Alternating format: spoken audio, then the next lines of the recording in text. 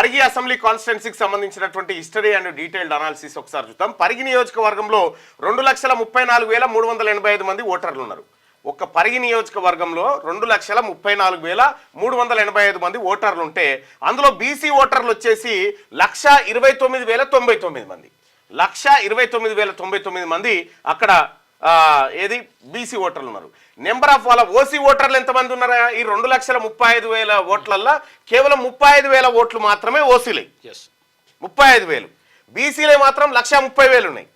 1,30,000 ఓట్లు బీసీలే, 35,000 ఓట్లు ఓసీలే. మరి ఇక్కడ ఎమ్మెల్యేలు ఎవరైనా 16 సార్లు ఎమ్మెల్యే ఎలక్షన్లు అయినాయి. అక్కడ ఇప్పటి వరకు 16 సార్లకు 16 సార్లు రెడ్లే, అప్పర్ క్యాస్టే, ఓసీలే. 16కి 16 సార్లు ఒక్క బీసీ వాడు కూడా పరిగి నుంచి ఎమ్మెల్యే కాలేకపోయాడు. వాళ్ళు ఎవరు, వాళ్ళ కథ ఏందో చూద్దాం.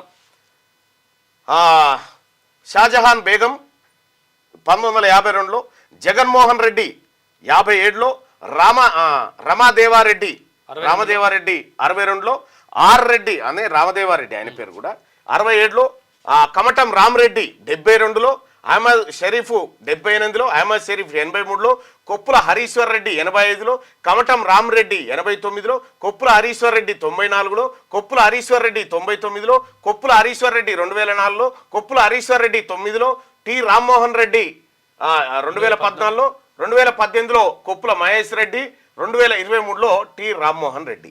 ఇక్కడ బీసీలకు సంబంధించి ఒక్క ఎమ్మెల్యే కూడా ఇప్పటి వరకు భారతదేశానికి స్వాతంత్రం వచ్చిన నాటి నుంచి ఈ రోజు వరకు పరిగి నియోజకవర్గంలో ఒక్క బీసీ వాడు కూడా ఎమ్మెల్యే కాలేదు. ఒక్క బీసీ వాడిని కూడా కానివ్వలేదు వీళ్ళు. జస్ట్ బీసీల ఓట్లు వేసుకున్నా కానీ బీసీల మెజారిటీ మస్తు వస్తుంది. బీసీల ఓట్లు 55.08%. బీసీలే, ఎస్సీ ఎస్టీలే కలుపుకుంటే వేరే.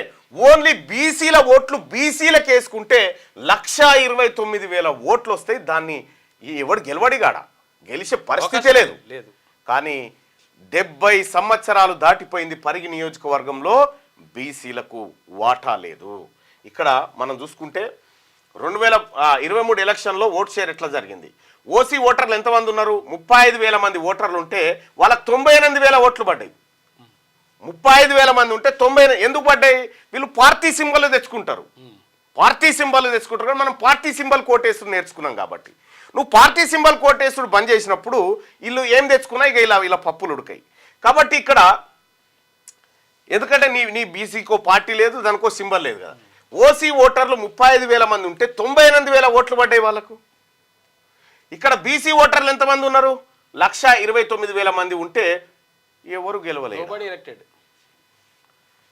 ఇక తెలంగాణ అసెంబ్లీ ఎలక్షన్ మొన్న జరిగిన దాంట్లో ఓట్ షేర్ల గురించి ఒకసారి చూద్దాం. కాంగ్రెస్ పార్టీ నుంచి టి రామ్మోహన్ రెడ్డి 98,536 ఓట్లు ఆయనకు పడ్డాయి. కొప్పుల మహేష్ రెడ్డి 74,523 ఓట్లు. ఇక బీనేటి మారుతి కిరణ్ 16,653.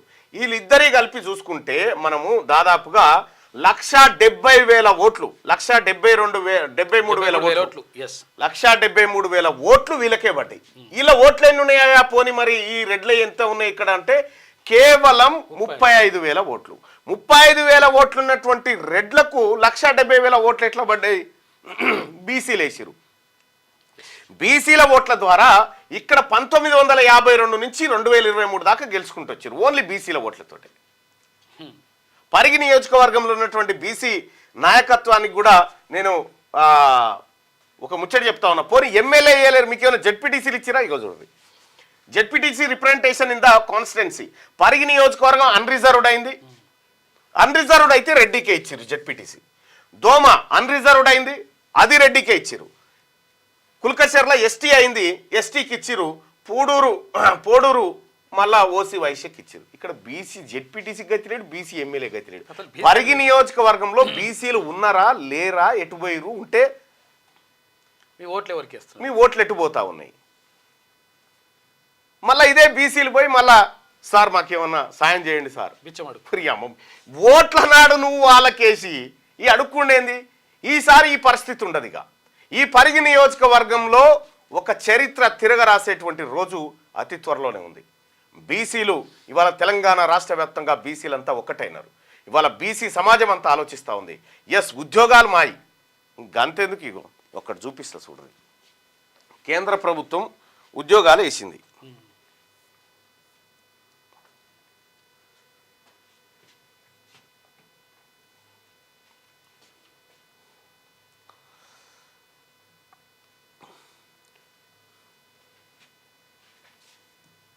కేంద్ర ప్రభుత్వం ఉద్యోగాలు వేస్తే